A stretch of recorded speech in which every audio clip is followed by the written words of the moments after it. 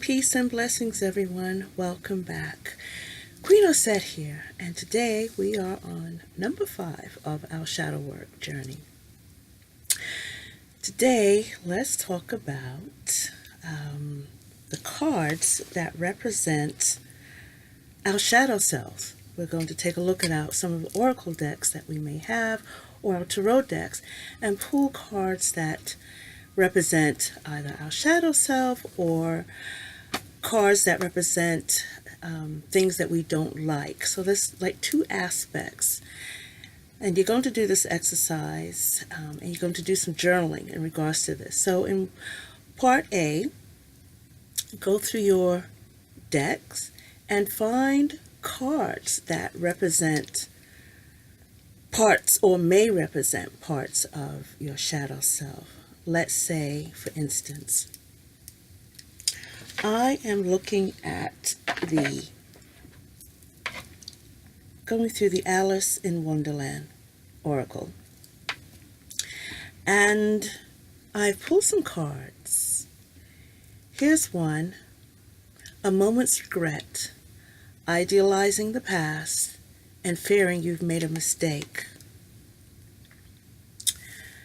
How many of us have been unable to move forward because, well, we hold on to what it was like back in the past? I talked about the high school footballer, glory days, and 30, 40 years later, he is still in that mentality.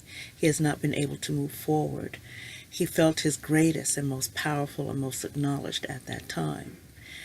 Or we experienced something in the past, and because it was either good or bad, we have been incapable of moving beyond that, either because we hold on to the memory of what it was like, or we fear repeating the experience again. Or how about this one? This one is for me, keeping my temper. Don't allow anger to rule you. And I have learned, still a work in progress, that when you become angry at a person, a situation, or a thing, you have given over your power. But sometimes it is hard to restrain that. But that's also part of your journey as well, recognizing that. As I said in one of my earlier videos, I used to be set off by any minor infraction. Now, I still get angry, but I'm a bit mindful. I allow myself 10 to 30 seconds, and I really take that time to decide, is it really worth me losing or expending that energy? Well, here's another one. Do not drink poison. Do not do things you know are bad for you. This is for my daredevils out there. You inherently know one more drink is too much. Exceeding the speed limit, especially when the weather is bad, is too much. I live in an area where it just seems like inclement weather tends to bring out the crazy folk. How about that one night stand? No judgment, but sometimes, you inherently know, okay, this is bad, but I'm going to do it anyway. As long as you can deal with the repercussions and the consequences, it's your life. That's the beauty of free will. But you want to come to terms with, why is this an aspect of your shadow? Why do you want to continue to push the envelope, push the boundaries? Some may say that is a cry for attention. Just one more, mission, one more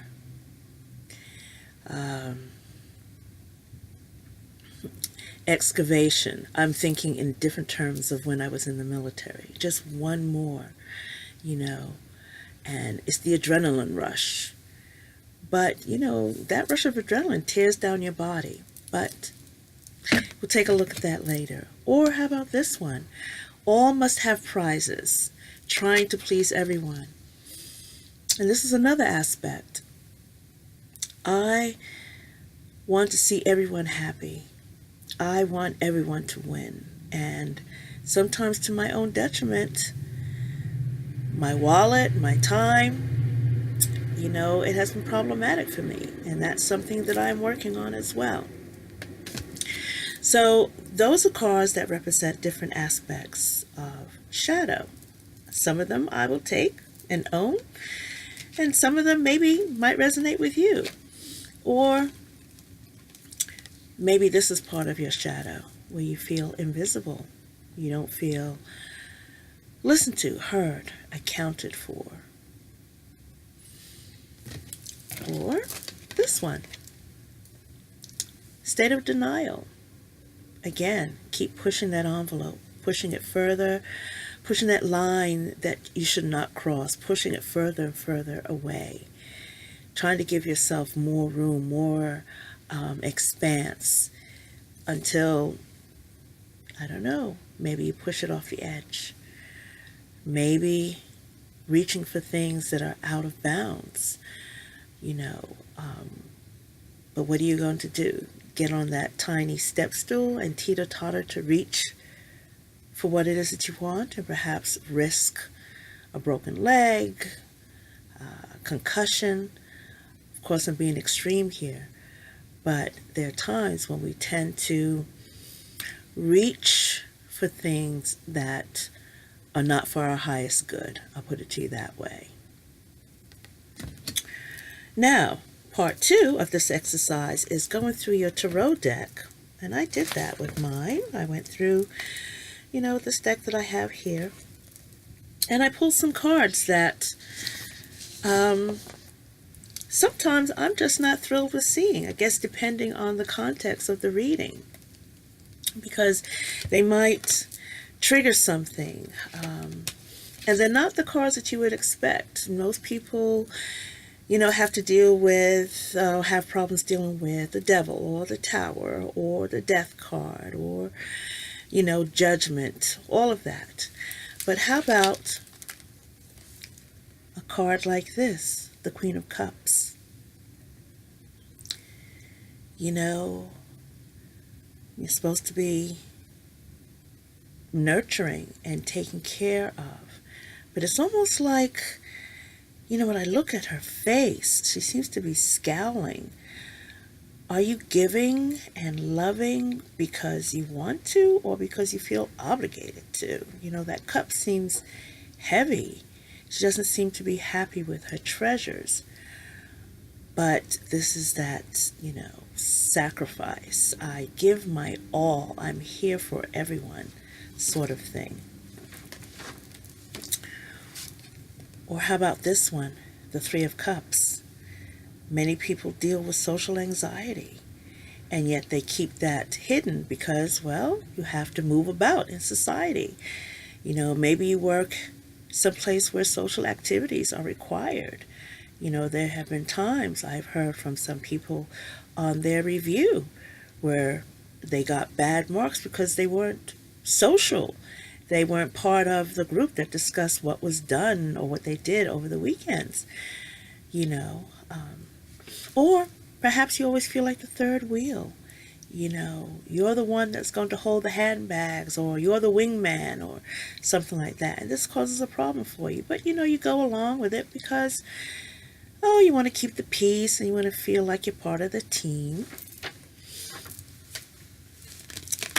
And this is a shadow aspect for many people, the dogma that you grew up under. And yet, when you want to forge your own path, you might feel as though you are betraying everything that you grew up with. You want to step out and venture forth and experience things on your own terms. But perhaps you grew up in a way that society says, or your society, your family, your culture says, no, that's not the right thing to do,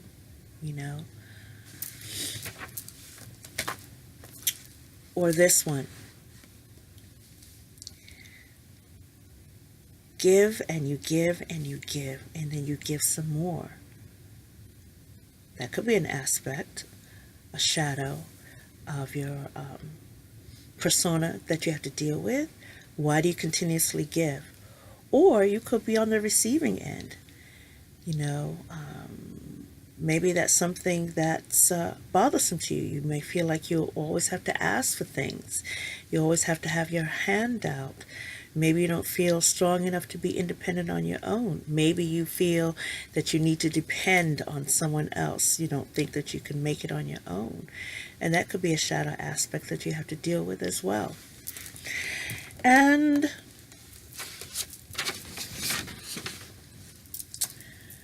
how about this lady, the Queen of Swords?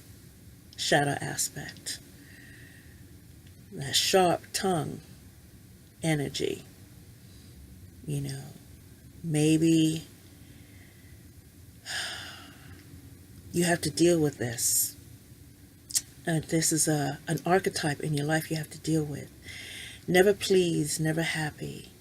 And so it becomes, you become this energy. You project this towards others because this is a background that you lived in. This is an experience that you went through. I know that this Queen of Swords is clarity of mind and very truthful and knowing what she wants, but it can also have a bitter energy as well. You want to be mindful. This could be your shadow aspect. Maybe you want to be more like the Queen of Cups, but you know, you have to go out perhaps into corporate America and because you have a family to take care of and be this way. So, from my Heal Yourself cards, I have pulled some as well that may pull on different parts of your persona, your who you are, your different shadow aspects that might come to mind. Inner child. You know, I know many people do inner child work. You have an adult body and yet you've never really nurtured that aspect of yourself. That aspect of yourself was never nurtured, honored, paid attention to, or it may have been abused, and so it was suppressed. Maybe you want to be in a place where you're taken care of, you know. I've met a few adults who still have that baby voice, you know, that, oh, I would really like to have that. And that could be part of your inner child, you know, because it brings attention, or maybe not.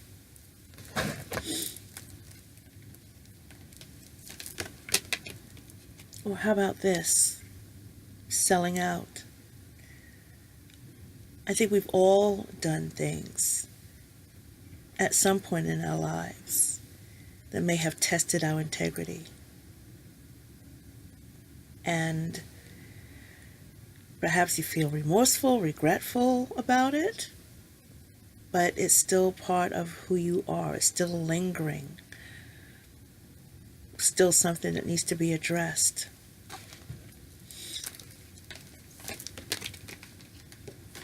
I'm going to show you these two together. Procrastination that leads to self-sabotage, or it could be a form of it. Procrastination. Why do we procrastinate? So that we can have an excuse if the project doesn't work or things don't fall into place. We procrastinate until the last minute because we get that adrenaline rush. Or if things fail, you can say, oh, I didn't have enough time, I didn't have my materials, you know, I haven't done it yet, I'm going to put it by the wayside, tomorrow's another day, I'm too busy, I'm too this.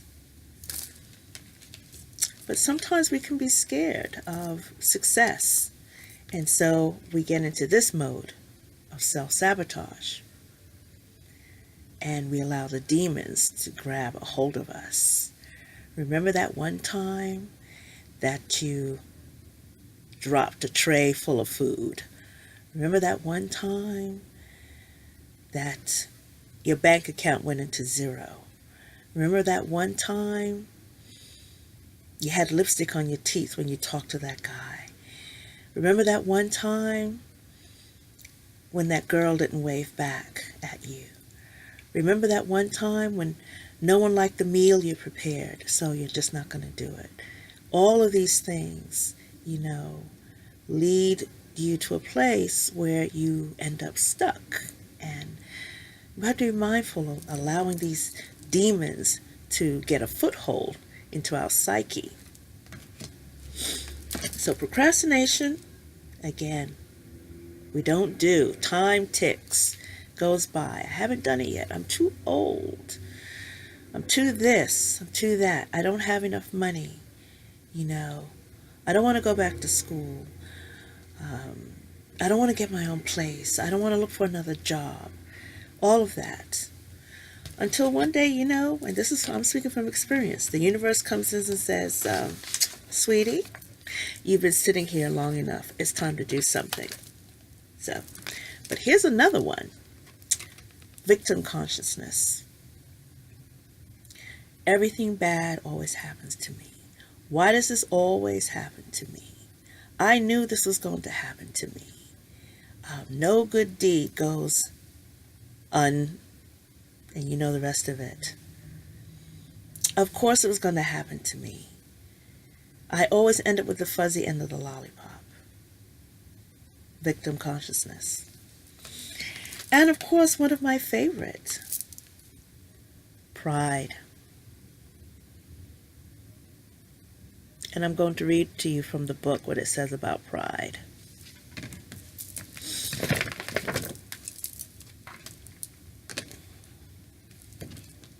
Pride is card number 7.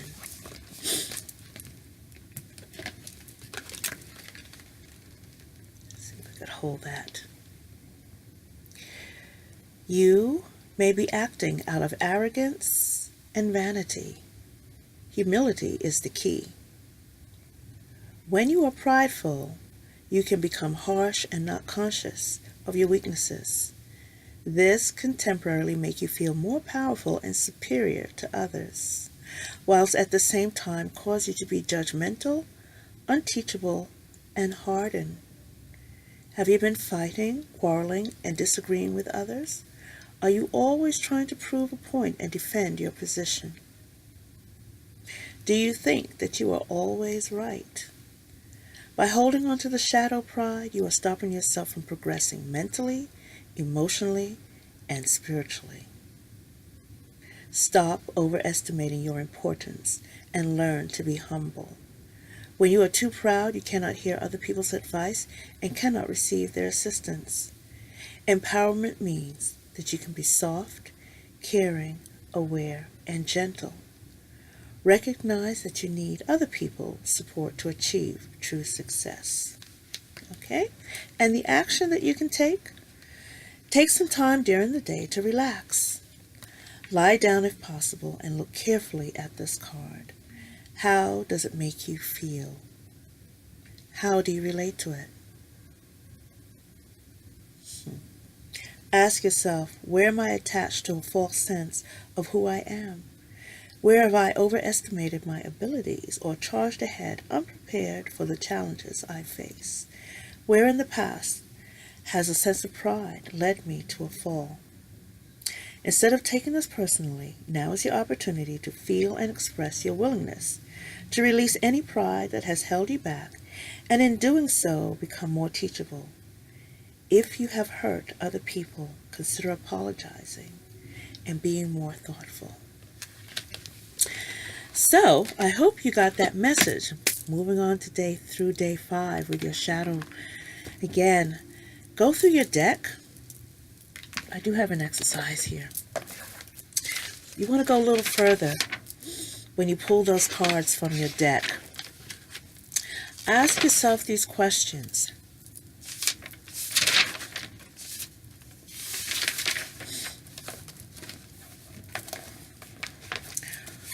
Why does this tool or this card represent your shadow self?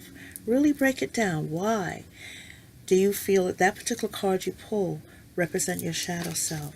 And for the cards that you don't like, your shadow card, what is it about this card that you don't like? How does it make you feel? Are there certain symbols, expressions, or characters, just like I said with the Queen of Cups? Also, you want to pay attention to how often this card comes up in your readings. And what does this card tell you about yourself? So with that, I am complete, and my next video will be on forgiveness. Until then, take care. Stay blessed. Bye-bye.